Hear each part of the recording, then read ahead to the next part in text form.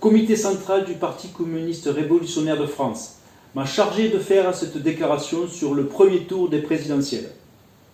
Ce premier tour des présidentielles 2022 témoigne de la crise politique engendrée par la crise générale du capitalisme.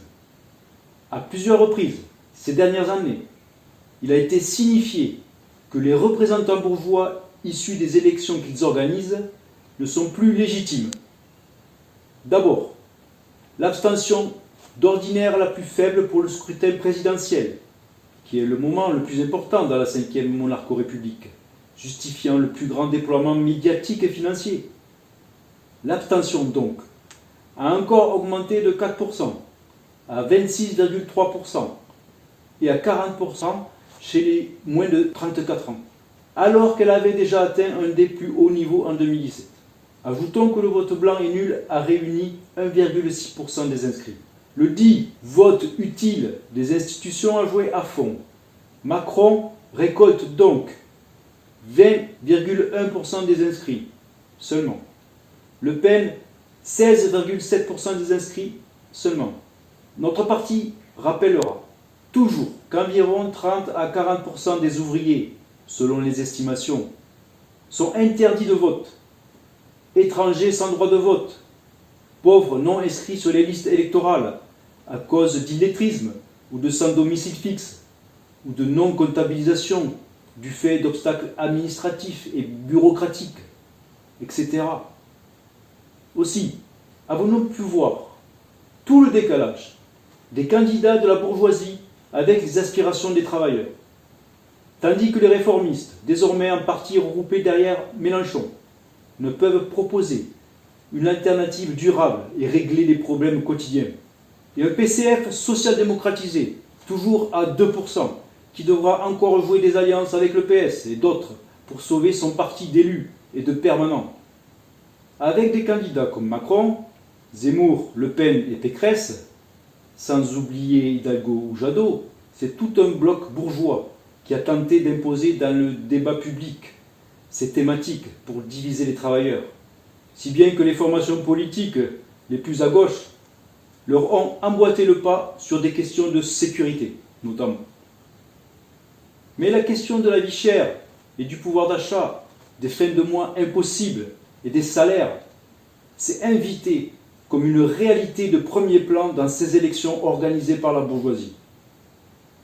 Comme nous l'avions expliqué, ce premier tour des présidentielles 2022 confirme également les recompositions politiques commencées il y a 5 ans. La fin du PS, mais pas de la social-démocratie, comme un des deux piliers de la forme prise par la dictature du capital en France.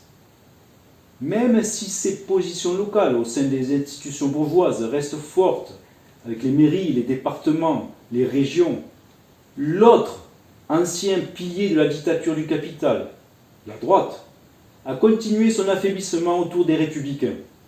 Des figures et anciens ministres des uns et des autres, PS et droite, sont venus grossir encore pendant la campagne les rangs des soutiens à Macron, qui du point de vue de l'enrichissement des monopoles et de l'exploitation aggravée du travail, a rempli un excellent mandat. Le dispositif de dictature, de pouvoir du capital, se stabilise donc autour du duel Macron-Le Pen. L'opposition est axée plus entre ceux pour, entre guillemets, le système, contre les soi-disant anti-système. Et Macron se présentant toujours au-dessus de cette vieille opposition droite-gauche. Ainsi, Le Pen prend-elle encore la place des soi-disant anti-systèmes. Elle atteint le deuxième tour, aidée par la promotion fulgurante d'un nouveau candidat. À chaque présidentielle, il y en a eu un. Zemmour, propulsé par des monopoles, Bolloré, la campagne du second tour, va donc faire rage, avec un point d'orgue, un débat télévisé qui va tourner sur le choix de l'homme providentiel et de son équipe, plus que sur le programme réel qui sera mis en œuvre. Le jeu des promesses inhérent à ce système n'engage que ceux qui y croient. Le programme Macron est à nouveau celui des conseils d'administration des monopoles, des grandes entreprises, comme le montrent ses annonces sur le RSA, sur l'éducation nationale, sur la grande sécurité sociale, la retraite, la valeur travail, sur la reprise de la réforme constitutionnelle qu'il n'a pas pu mettre en œuvre à cause notamment de l'affaire Benalla, sur la continuité de la militarisation de l'économie et la politique d'intervention militaire contre les peuples et pour la défense des intérêts de l'impérialisme français. Le programme du RN et Le Pen s'est encore rapproché de celui demandé par le consensus monopoliste, afin de rassurer, mais en partie seulement, les dirigeants des monopoles sur l'Union européenne par exemple. La dédiabolisation du FN, devenu RN, n'est pas formelle, mais a bien des sources matérielles qui se sont manifestées déjà dans la lutte entre le père et la fille Le Pen. Bien sûr, son programme, c'est toujours le racisme, la xénophobie, avec une démagogie sociale destinée à masquer le fait qu'elle est pour le capitalisme et que son programme réel, c'est le programme de Macron, avec des nuances, comme sur les alliances interétatiques, par exemple avec la Russie. Ces projets de priorité ou de préférence nationale sont là pour mieux lier les travailleurs français à leurs exploiteurs, tout en divisant la classe ouvrière selon leurs origines. À nouveau, les appels sont lancés de toutes parts, à gauche, au centre et à droite, à faire barrage à l'extrême droite, en votant pour Macron. Sarkozy appelle encore à voter Macron, mais tout le monde se souvient de ses discours xénophobes et racistes. Pécresse, qui a repris les thèmes zémouriens, dit qu'elle votera Macron, et le patronat appelle à voter Macron. Pour faire la politique sociale et économique que ferait Marine Le Pen, mais dans le cadre d'une Union européenne qui reste pour le moment le choix des monopoles français et sans changement durable des alliances. Nous avions annoncé et nous avons vu la privation des libertés, l'autoritarisme et la fascisation sous le premier quinquennat Macron. Présidence qui n'a jamais connu autant d'affaires et de condamnations de ses ministres, de fusions renforcées et directes avec les monopoles privés, sans même parler de l'affaire McKinsey, que nous avions déjà dénoncée il y a plus d'un an. Macron propose-t-il l'abolition des législations anti-immigrés et sécuritaires en place depuis les lois Pasqua, depuis 1986 ? Non.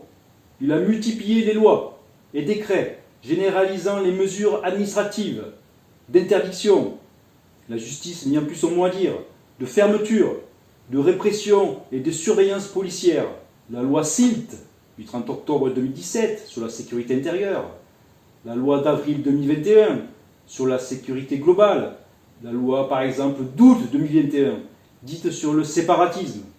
Macron a été à la pointe de la politique belliciste, également de l'impérialisme français, avec le drame humain des réfugiés fuyant la guerre et en tête de la politique de l'Union européenne de refoulement des migrants, réfugiés en Méditerranée, causant des milliers de victimes. Alors, des différences entre Macron et Le Pen ? Dans le détail peut-être, mais sur le fond, l'un comme l'autre, c'est l'austérité, la galère, les libertés démocratiques foulées aux pieds, le chômage, la généralisation de la précarité. Toutes leurs propositions restent dans le cadre du capitalisme. Toutes leurs propositions sont donc vouées à l'échec. Derrière l'appel à faire barrage à Le Pen, ce qui est recherché, c'est le consensus derrière la politique que la bourgeoisie monopoliste, l'oligarchie financière, veulent voir mener.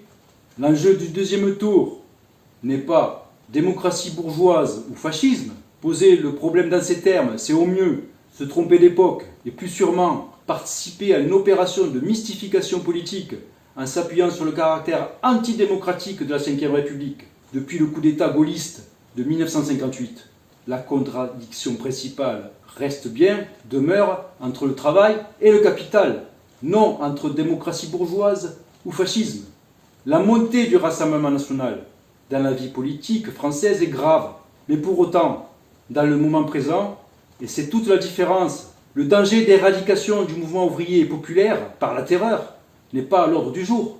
Ce qu'il est par contre, et la recomposition politique en finalisation en est un élément, c'est la volonté de la bourgeoisie monopoliste d'avoir le consensus politique le plus large avec ses intérêts de classe. C'est ce à quoi a déjà servi la candidature Macron, mise en valeur par celle de Marine Le Pen en 2017 et encore en 2022. Au nom de la lutte contre l'extrême droite, pour les uns, de l'antifascisme pour d'autres, est rechercher une unité nationale derrière la politique de la bourgeoisie monopoliste, contre le peuple travailleur. La crise se poursuit et va s'aggraver. Cette crise, c'est celle du capitalisme arrivé à un stade sénile. C'est ça le lit du fascisme. C'est ça le lit de la guerre entre puissances impérialistes qui menacent. Contre Le Pen et contre Macron. Renforçons donc le syndicalisme de classe pour repousser l'assaut qui se prépare contre nos droits. Contre Le Pen et contre Macron, les candidats du système capitaliste, mobilisons-nous contre l'appropriation privée de la richesse sociale, l'exploitation capitaliste, cette exploitation salariale qui revient à ce que, en France, au bout de 2h30 de travail, nous nous sommes déjà payés notre salaire et que le reste de la journée, nous travaillons gratuitement. C'est cela la réalité. Mobilisons-nous contre l'appauvrissement du plus grand nombre pour enrichir la petite minorité, contre la mise en concurrence des travailleurs et des peuples. Macron ou Le Pen, c'est le capitalisme qu'il faut combattre en organisant notre colère. Il n'y a pas d'autre alternative que le socialisme-communisme. Participez aux campagnes, accusons le capitalisme. Formons des comités de lutte et forgeons un large front des victimes du capitalisme. Soutenons les candidats du PCRF aux législatives. Rejoignez le Parti communiste révolutionnaire de France.